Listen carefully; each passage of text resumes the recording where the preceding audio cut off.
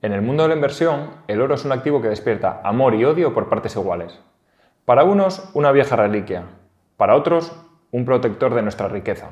Sin embargo, antes de lanzarnos a explicar cómo invertir en oro, es necesario conocer cómo este metal precioso se convirtió en dinero hasta llegar a ser la piedra angular sobre la que se sostuvo durante muchos años el sistema monetario internacional. En este módulo aprenderemos cómo el ser humano pasó del trueque al dinero, cuáles son las funciones del dinero, qué propiedades tienen los bienes que mejor han desempeñado este papel y por qué el oro se convirtió en el dinero por excelencia.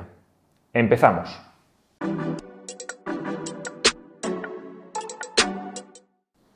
Cuando los seres humanos vivíamos en pequeñas tribus, el trueque o intercambio directo era el mecanismo utilizado habitualmente para satisfacer nuestras necesidades de consumo. Como todos sabemos, bajo el sistema del trueque, si necesitas un bien determinado, debes encontrar a otra persona que lo tenga y que, además, esté interesada en otro bien que tú tienes. Pese a lo que muchos piensan, el uso del trueque a lo largo de nuestra historia fue muy escaso, debido a que para realizar cualquier intercambio se debía producir lo que se conoce como doble coincidencia de necesidades. Esta doble coincidencia de necesidades debe satisfacer tres requisitos para poder realizar una transacción. Primero, la coincidencia espacial.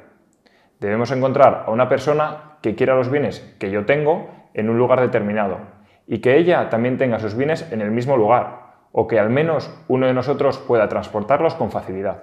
Este requisito vuelve complicado el intercambio de ciertos bienes muy pesados o simplemente inmóviles. Por ejemplo, si quiero comprar un barco y solo tengo una casa, el propietario del barco tiene que estar interesado en ir a vivir donde se encuentra mi casa, ya que ésta no se puede transportar al lugar donde la otra persona desee tenerla.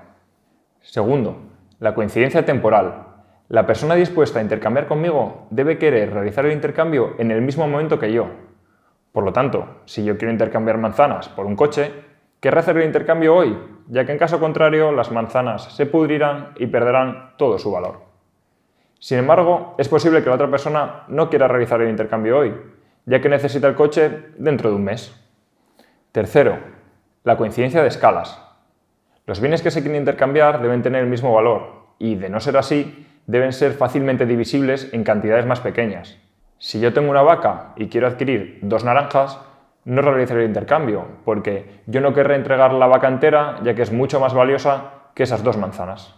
Algunos de estos requisitos, como la coincidencia temporal, se consiguieron solucionar a través del intercambio a crédito. Las estrechas relaciones de confianza que existían entre los miembros de las tribus permitían realizar estos intercambios de tal forma que yo podía entregar algo valioso hoy con la condición de que la otra persona me entregase algo del mismo valor en el futuro. Sin embargo, según fue aumentando el tamaño de las comunidades, las relaciones de confianza disminuyeron, por lo que el intercambio a crédito dejó de ser viable. Para corregir estas ineficiencias del trueque, el ser humano comenzó a intercambiar con más frecuencia ciertos bienes que solucionaban total o parcialmente todos y cada uno de estos problemas. Una particularidad de estos bienes es que, pese a ser bienes de consumo, no se intercambiaban para ser consumidos, sino para volver a ser intercambiados por otros bienes que realmente deseaban consumir.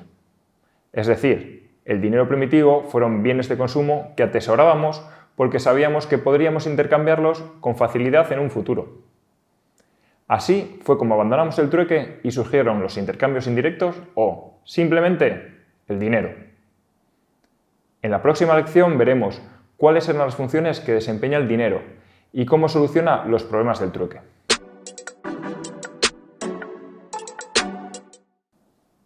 En la lección anterior hemos visto que el trueque tiene importantes limitaciones y por eso pasamos del intercambio directo al intercambio indirecto o dinero. En esta lección vamos a ver qué funciones debe desempeñar cualquier bien para considerarse un buen dinero. Estas funciones son la solución al problema de doble coincidencia de necesidades que tenía el trueque y que vimos en la lección anterior. La primera de ellas es la que todos pensamos cuando hablamos del dinero: servir como medio de intercambio. Un bien es un buen medio de intercambio si podemos llevarlo con nosotros a cualquier lugar y es ampliamente aceptado por los miembros de la sociedad. El dinero como medio de intercambio resuelve el problema de la coincidencia espacial. La segunda función es servir como unidad de cuenta. Cuando un bien es divisible, podemos definir diferentes escalas, lo que permite definir los precios de todos los productos que se encuentran a la venta en función de estas escalas. Así, el dinero resuelve el problema de la coincidencia de escalas. Por último, la tercera y más infravalorada función del dinero es actuar como reserva de valor. Un bien que ejerce satisfactoriamente la función de reserva de valor nos garantiza que, durante su atesoramiento, éste no perderá poder adquisitivo, lo que nos permitirá intercambiarlo en el futuro por los mismos bienes y en la misma cantidad que podemos adquirir hoy. Es decir, el dinero como reserva de valor resuelve el problema de la coincidencia temporal. Durante el proceso de descubrimiento sobre cuáles eran los bienes que mejor ejercían de dinero, el ser humano acabó seleccionando un pequeño conjunto de bienes cuyas propiedades permitían ejercer estas funciones de forma más satisfactoria. En la próxima lección aprenderemos cuáles eran estas propiedades y cuáles fueron los dos bienes que acabaron siendo ampliamente aceptados como dinero. En la lección anterior vimos las funciones que desempeña el dinero para resolver el problema de la doble coincidencia de necesidades. El descubrimiento de los bienes que cumplían estas funciones y que, por lo tanto, acabaron convirtiéndose en dinero, no fue un proceso dirigido por políticos o burócratas. Todo lo contrario.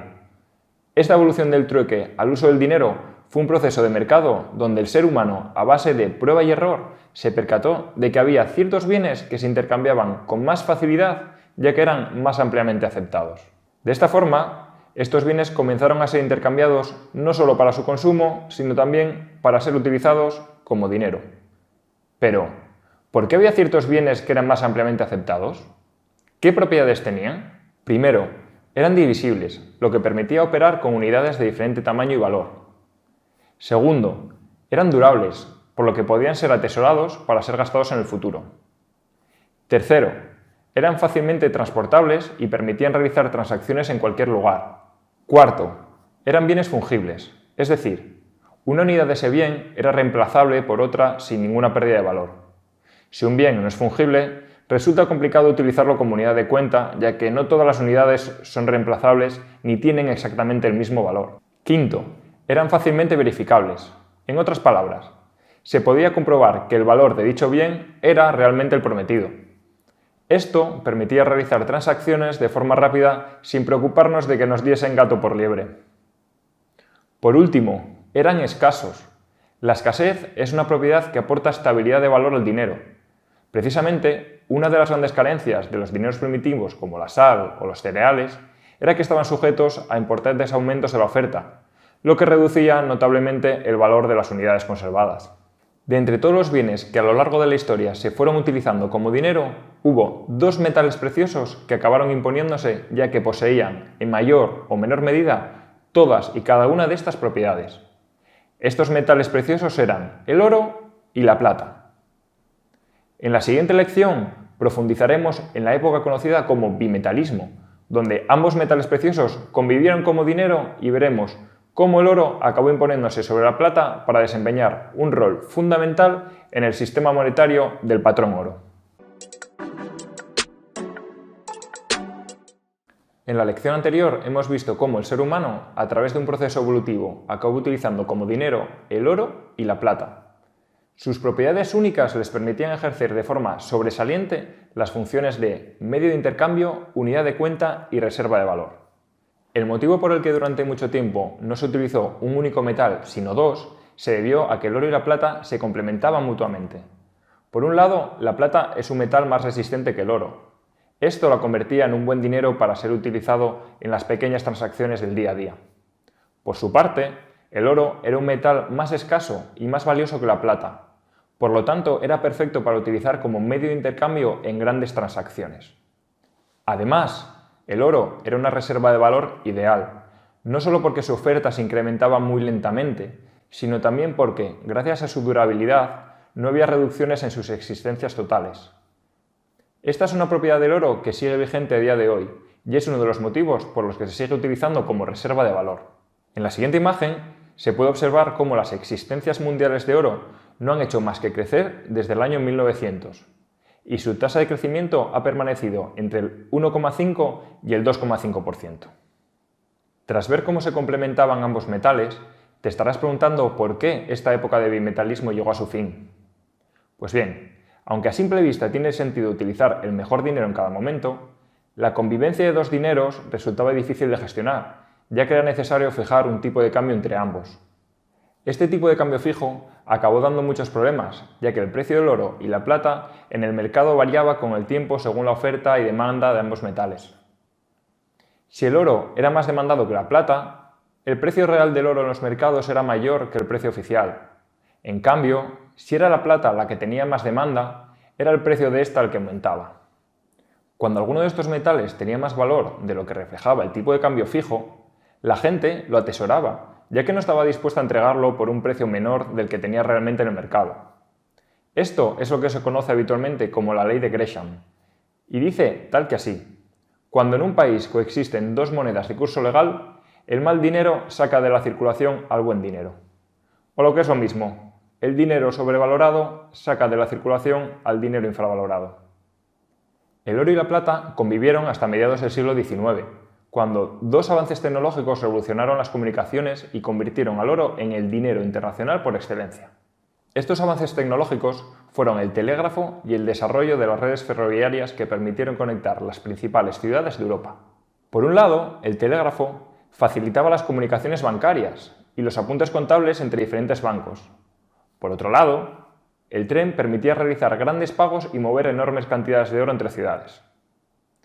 La popularización de ambas tecnologías impulsó el comercio internacional, eliminando el problema de la coincidencia espacial aún existente en los intercambios a larga distancia. A estos dos avances tecnológicos hay que sumarle el hecho de que por aquel entonces la ciudadanía había comenzado a intercambiar billetes, cheques y certificados de depósito redimibles en oro, como sustitutos de las monedas de oro y plata. Estos nuevos medios de intercambio estaban respaldados por oro físico, almacenado en los bancos y eran más transportable que el propio oro. Esto supuso un duro golpe para la plata, ya que este oro de papel permitía depositar el oro físico en los bancos como reserva de valor y utilizar estos billetes y certificados como medio de intercambio de unidad de cuenta.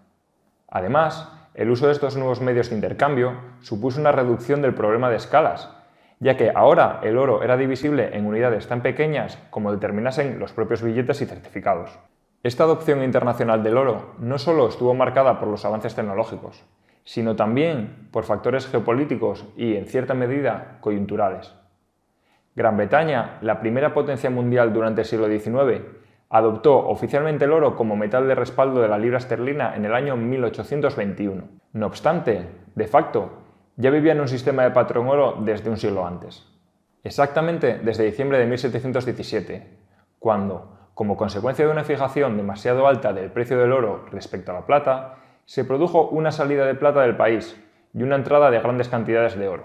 Que una superpotencia mundial, como fue el Imperio Británico durante todo el siglo XVIII y XIX, adoptara el patrón oro, provocó que la mayoría de países escogieran también el oro como metal de referencia de sus divisas nacionales. Este periodo de monedas nacionales respaldadas y redimibles por oro se conoció como patrón oro clásico y estuvo vigente hasta el comienzo de la Primera Guerra Mundial en 1914, acontecimiento que supuso el principio del fin del oro como divisa internacional. Aunque el patrón oro clásico no volvería a instaurarse tras el fin de la Primera Guerra Mundial, el sistema monetario internacional seguiría ligado al oro hasta 1971. Primero, a través del patrón cambio oro, que salió de los acuerdos de Génova de 1922 tras la Primera Guerra Mundial, y después con el patrón cambio dólar, que se instauró con los acuerdos de Bretton Woods de 1944, tras la Segunda Guerra Mundial.